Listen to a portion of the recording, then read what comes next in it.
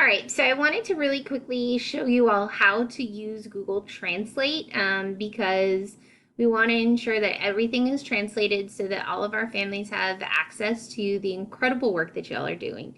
So the way that you use Google Translate is there's two options. The easier option is to copy whatever it is that you want. So I'm going to highlight this, I'm going to right click, I'm going to say copy. Then I'm going to go over here to translate.google.com. Then I'm going to right click again and click paste.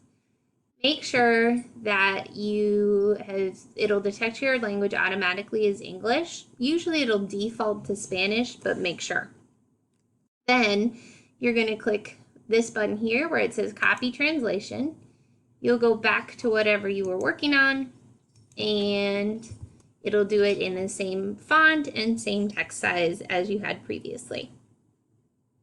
Again, if I wanted to copy this, I would highlight it. I would highlight it. I can do, control copy, make a copy, right click, however you want to do it.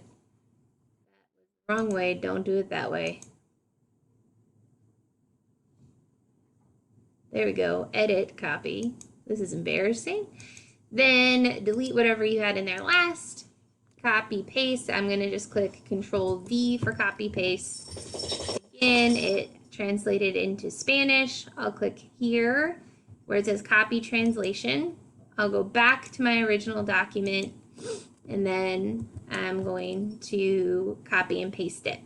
There's some things that Google Translate does not do perfectly, and that's okay. Like, y'all know how terrible my Spanish is, but we want to ensure that as much as possible we're getting that information to families. So that's how you use Google Translate.